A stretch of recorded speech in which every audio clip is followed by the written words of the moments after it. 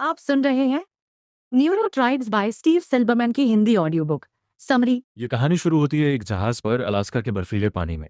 साल था 2000 और लेखक स्टीव सिल्बरमैन एक अजीबोगरीब यात्रा पर निकले थे। एक गीक क्रूज। ये कोई आम सैर नहीं थी। इस जहाज पर सवार थे दुनिया के सबसे शानदार कंप्यूटर प्रोग्रामर, हैकर और टेक्नोलॉजी के दिग्गज। उनमें से एक थे लैरी वॉल, जिन्होंने पर्ल नाम की प्रोग्रामिंग भाषा बनाई थी, जो इंटरनेट की रीढ़ मानी जाती है। जहाज पर माहौल देखते ही बनता था। ये लोग, जिन्हें दुनिया अक्सर अजीब, एकांत प्रिय या बौद्धिक कट्टर कहकर नजरअंदाज कर देती थी, यहाँ अपनेपन में डूबे हुए थे। वे देर रात तक कोडिंग की बारीकियों पर बहस करते, एक दूसरे को चिढ़ाते और अपनी अद्भुत बुद्धि का लुत्फ उठाते। उनमें से कई ने अपने कमरे में राउटर और केबल लगा दिए थे, ताकि जहाज के कमजोर नेटवर्क को बेहतर बना सकें। वे इंजन रूम का दौरा करने के लिए कप्तान से गुहार लगा रहे थे। ये एक ऐसी जनजाति थी जिसके अपने रीति रिवाज, अपनी भाषा और अपनी कहानियां थीं। स्टीव को लगा कि ये लोग सिर्फ आईटी विशेषज्ञ नहीं हैं, ये एक तरह के डिजिटल आदिवासी हैं, जो अकेलेपन में काम करते हैं, लेकिन अपनी ही तरह के लोगों के साथ जुड़ने का अद्भुत आनंद लेते हैं। जब स्टीव ने लैरी वॉल का इंटरव्यू करने के लिए उनके सिलिकॉन वैली स्थित घर का दरवाज़ा खटखटाया, तो लैरी ने उनसे कहा, ठीक है, लेकिन मैं आपको बता दूं, मेरी पत्नी और मेरी एक ऑटिस्टिक बेटी है। स्टीव ने इस बात पर ज्यादा ध्यान नहीं दिया। उन दिनों ऑटिज्म के बारे में उनकी जानकारी सिर्फ रेन मैन फिल्म तक सीमित थी। वह फिल्म का वह किरदार जो अटूट स्मरण शक्ति का जादू दिखाता था, बेहद दुर्लभ लगता था। लेकिन कुछ ही समय बाद स्टीव को एक और परिवार के बारे में पता चला, जहां भी एक ऑटिस्टिक बच्ची थी। और फिर एक स्पेशल एजुकेशन टीचर ने कैफे में उनके पास आकर कहा, क्या आप जानते हैं कि सिलिकॉन वैली में ऑटिज्म की एक महामारी फैल रही है? ये बात स्टीव के मन में घर कर गई। उन्होंने ऑटिज्म के इतिहास को समझने की ठान ली। ये किताब उसी खोज की कहानी है, एक ऐसे रहस्य की जो दशकों से दुनिया के सामने था, लेकिन जिसे देखने की हिम्मत कोई नहीं कर पाया। हमारी कहानी असल में कई साल पहले शुरू होती है, 18वीं सदी के लंदन के एक अकेले वैज्ञानिक के साथ, हेनरी कैवेंडिश। एक अजीब आदमी। वह हर शाम ठीक उसी समय उसी रास्ते पर टहलने निकलता था, अपने पड़ोसियों की नजरों से बचने के लिए सड़क के बीचों बीच चलता। उसके कपड़े पुराने जमाने के थे और वह हर दिन एक ही रंग का कोट पहनता था। उसके घर के पिछवाड़े में एक अजीब सा 80 फुट ऊंचा खंभा गाड़ा था, जिसे पड़ोसी जादू टोना समझते थे। लेकिन असल में हेनरी कैवेंडिश अपने जमाने के सबसे महान वैज्ञानिकों में से एक थे। उन्होंने हाइड्रोजन गैस की खोज की, पानी की संरचना बताई और धरती के घनत्व को नापने वाला अनोखा प्रयोग किया। उनकी सामाजिक अजीबोगरीबियां, एक जैसी दिनचर्या, सीधी सादी बातचीत, लोगों की आंखों में न देखना, अकेले रहने की बेहद तीव्र चाह, सदियों बाद न्यूरोलॉजिस्ट ओलिवर सैक्स ने एस्पर्गर सिंड्रोम के लक्षणों से मिलान की। कैवेंडिश ने अपनी विलक्षणताओं को अपने शोध के लिए हथियार बनाया। उनका दिमाग एक परिशुद्ध मशीन की तरह था, जो बिना किसी भावना के सिर्फ तथ्यों को बचाता था। वह अपने समय से सदियों आगे थे। इसी तरह के एक और अजीब वैज्ञानिक थे, पॉल डिराक, जिन्हें क्वांटम भौतिकी का जनक माना जाता है। वह भी बेहद कम बोलते थे। उनके साथ ही उनकी चुप्पी को डिराक नामक इकाई में नापते थे, एक शब्द प्रति घंटा। वे बातचीत में सीधे सीधे जवाब देते। जैसे अगर कोई कहता, थोड़ी बारिश हो रही है, तो वह जाकर खिड़की से देखते, लौटते और कहते, अब बारिश नहीं हो रही। उनके कपड़े हमेशा फटे पुराने होते और वे बेहद रूटीन से चलते। फिर भी उनके समीकरण ने एंटी मैटर की भविष्यवाणी की और आधुनिक इलेक्ट्रॉनिक्स की नींव रखी। सवाल ये था, क्या ये लोग बीमार थे या उनका दिमाग बस अलग था? इस सवाल का जवाब खोजने के लिए हमें 1930 टू 1940 के दशक के वियना और बाल्टीमोर जाना होगा। वियना के चिल्ड्रेन क्लिनिक में एक सौम्य डॉक्टर थे, हैंस एस्पर्गर। उनकी टीम ने एक अलग तरह के बच्चों को पहचाना। ये बच्चे बेहद होशियार थे, विज्ञान और गणित में अद्भुत रुचि रखते थे, लेकिन उन्हें दूसरों से जुड़ना बेहद मुश्किल लगता था। वे दोस्ती नहीं बना पाते, छोटी छोटी बातों पर परेशान हो जाते और अपनी ही दुनिया में मस्त रहते। एस्पर्गर उन्हें प्यार से लिटिल प्रोफेसर कहते थे। उन्होंने देखा कि इन बच्चों के माता पिता और दादा दादी में भी अक्सर ऐसे ही गुण होते थे, वैज्ञानिक, इंजीनियर, संगीतकार। एस्पर्गर ने सबसे पहले यह सुझाव दिया कि ऑटिज्म एक स्पेक्ट्रम है, एक कंटिन्यूम, हल्के से लेकर बहुत गंभीर रूप तक। उन्होंने कहा, विज्ञान और कला में सफलता के लिए ऑटिज्म की एक बूंद आवश्यक है। यानी ये कोई बीमारी नहीं, बल्कि एक व्यक्तित्व प्रकार है, जिसकी अपनी ताकत और कमजोरियां हैं। लेकिन लगभग उसी समय अटलांटिक के दूसरे छोर पर बाल्टीमोर के जॉन्स हॉपकिंस अस्पताल में एक और डॉक्टर, लियो कानर, ऐसे ही बच्चों को देख रहे थे। कानर ने अपनी खोज को अर्ली इन्फेंटाइल ऑटिज्म नाम दिया। उन्होंने उन बच्चों का वर्णन किया जो जन्म से ही अत्यधिक अकेले थे, जो लोगों की परवाह नहीं करते थे और जिन्हें सामान्यता की बेहद सख्त जरूरत होती थी। लेकिन कानर ने एक बड़ी गलती कर दी। उन्होंने इन बच्चों के माता पिता, खासकर माताओं, को भावनात्मक रूप से ठंडा, परफेक्शनिस्ट और रेफ्रिजरेटर मदर करार दिया। उनका कहना था कि इन बच्चों का मानसिक विकास उनकी माताओं के अपर्याप्त लगाव के कारण रुक गया। यह एक भयानक आरोप था। इससे दशकों तक ऑटिज्म से पीड़ित बच्चों के माता पिता को शर्म और अपराध बोध में जीना पड़ा। और कानर ने अपने सिंड्रोम को बेहद दुर्लभ और गंभीर बताया।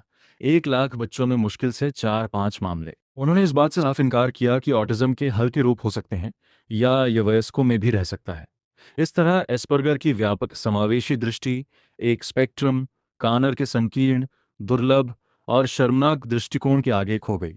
लेकिन इस कहानी का सबसे दर्दनाक मोड़ तब आता है जब हम नाजी जर्मनी और ऑस्ट्रिया के अंधेरे इतिहास में प्रवेश करते हैं। एस्पर्गर का क्लिनिक रेड वियना के उसी शहर में था जहां जल्द ही स्वास्थ्य लहराने लगे। नाजियों ने यूजेनिक्स, नस्लीय स्वच्छता के नाम पर विकलांग लोगों को जीवन के अयोग्य करार दिया। एक्शन टीमस 4 नामक कार्यक्रम के तहत मानसिक और शारीरिक रूप से विकलांग बच्चों को गैस चैम्बर और जहरीले इंजेक्शनों से मारा जाने लगा। एम स्पीगलग्रुंड जैसी संस्थाओं में सैकड़ों बच्चों की हत्या हुई, जिनमें वे बच्चे भी शामिल थे जिन्हें एस्पर्गर अपना लिटिल प्रोफेसर कहते थे। एस्पर्गर ने अपनी जान जोखिम में डालकर कई बच्चों को बचाया और अपने शोध प्रबंध में उन्होंने इन बच्चों के लिए पूरी ताकत से बोलने के कर्तव्य की बात कही, लेकिन उनकी आवाज नरसंहार के शोर में दब गई। युद्ध के बाद एस्पर्गर का काम लगभग गायब हो गया, जबकि कानर का सिद्धांत पूरी दुनिया में छा गया। 1950 टू 1960 के दशक में मनोविश्लेषण का बोलबाला था। ब्रूनो बेटेलहाइम नाम के एक मनोवैज्ञानिक ने, जो खुद दचाओ और बुखेनवाल्ड के कैदी रह चुके थे, रेफ्रिजरेटर मदर सिद्धांत को और भी चरम पर पहुंचा दिया। उन्होंने कहा कि ऑटिज्म माताओं के ठंडे व्यवहार के कारण होता है, मानो बच्चे ने जीवित रहने की इच्छा ही छोड़ दी हो। उनका प्रसिद्ध ऑर्थोजेनिक स्कूल, जहां बच्चों को उनके माता पिता से अलग करके ठीक करने की कोशिश की जाती थी, बाद में एक धोखा साबित हुआ। बेटेलहाइम के दावों को बहुत बढ़ा चढ़ाकर पेश किया गया था और उनके तरीकों में क्रूरता भी थी। इस सब के बीच एक पिता ने उठकर यह सब बंद करने का फैसला किया। उसका नाम था बर्नार्ड रिमलैंड। रिमलैंड एक नेवी साइकोलॉजिस्ट थे जिनके बेटे मार्क को ऑटिज्म था। उन्होंने खुद इस पर शोध करना शुरू किया और 1964 में इन्फेंटाइल ऑटिज्म नामक पुस्तक लिखी। उन्होंने बेटेलहाइम और कानर के विषाक्त पालन पोषण सिद्धांत को चुनौती देते हुए साबित किया कि ऑटिज्म एक जन्मजात न्यूरोलॉजिकल स्थिति है। इस पुस्तक ने माता पिता को अपराध बोध से मुक्त कराया और एक बड़े आंदोलन की नींव रखी। रिमलैंड ने national society for autistic children (NSAC) की स्थापना में मदद की, जो बाद में ऑटिज्म सोसाइटी ऑफ अमेरिका बनी। उन्होंने माता पिता को एकजुट किया, स्कूलों में ऑटिस्टिक बच्चों के लिए शिक्षा का अधिकार दिलवाया और सबसे बड़ी बात, ये साबित किया कि माता पिता ही अपने बच्चों के सबसे अच्छे वकील होते हैं। रिमलैंड ने एक और क्रांतिकारी कदम उठाया। उन्होंने एक मनोवैज्ञानिक ओलिवर लोवास के साथ मिलकर अप्लाइड बिहेवियर एनालिसिस यानी ABA को बढ़ावा दिया। लोवास का तरीका बेहद विवादास्पद था। वह बच्चों को आज्ञा मानने के लिए शारीरिक दंड, बिजली के झटके और भूखा रखने जैसे तरीकों का इस्तेमाल करते थे। उनका कहना था कि ऑटिस्टिक बच्चे के अंदर एक सामान्य बच्चा छिपा है और उसे बाहर लाने के लिए हर कीमत पर उसके अजीब व्यवहार जैसे हाथ फड़फड़ाना, चक्कर लगाना को बुझाना होगा। लोवास के तरीकों ने कई माता पिता को आशा दी, लेकिन साथ ही कई ऑटिस्टिक लोगों को आजीवन आघात भी पहुंचाया। रिमलैंड हालांकि हमेशा लोवास के समर्थक रहे।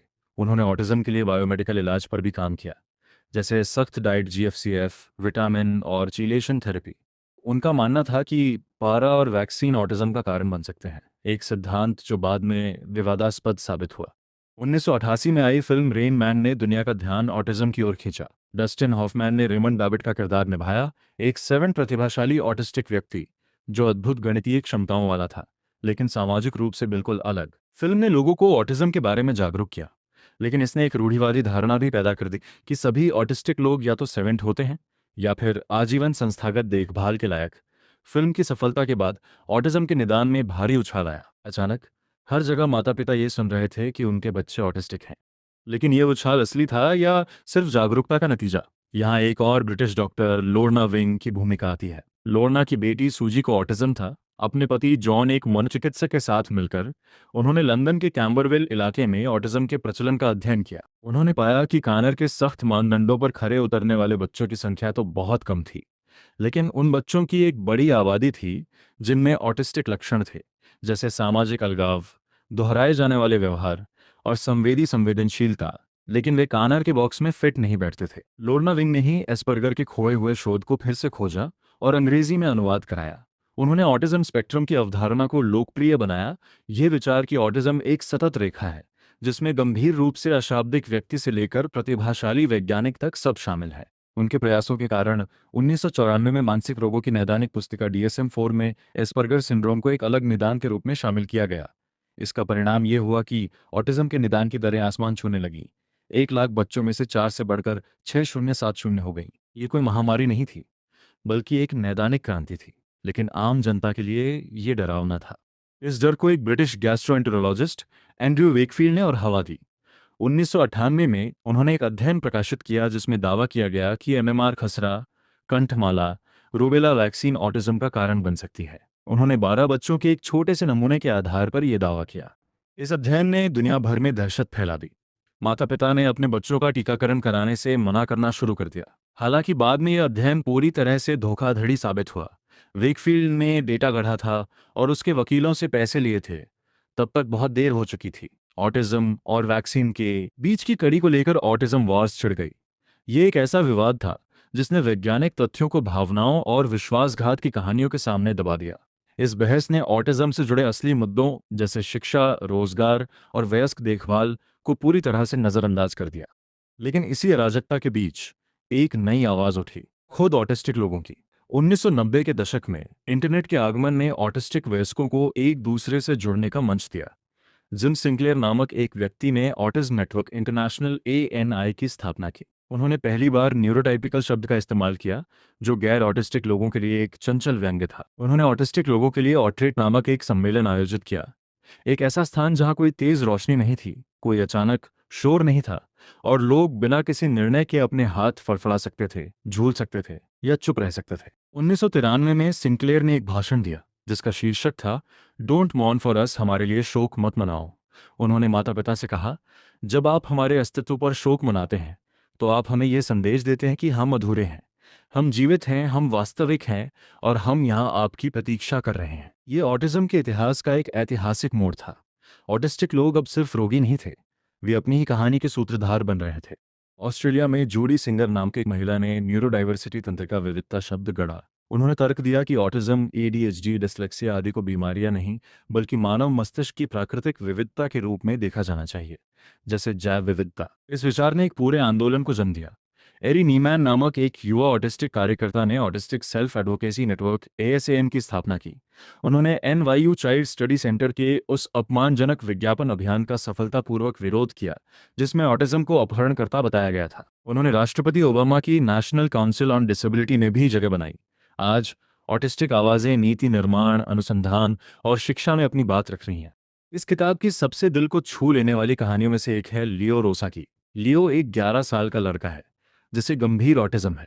वो बहुत कम बोलता है, लेकिन वो हरे स्ट्रॉ को चूज कर, घंटों टोटोरो फिल्म देखकर या ट्रैम्पोलिन पर कूदकर अपनी खुशी और बेचैनी जताता है। उसके माता पिता क्रेग और शैनन ने शुरू में उसे ठीक करने के लिए हर संभव कोशिश की, सख्त डाइट, किलेशन, बायोमेडिकल थेरेपी, लेकिन धीरे धीरे उन्होंने स्वीकारोक्ति का रास्ता अपनाया।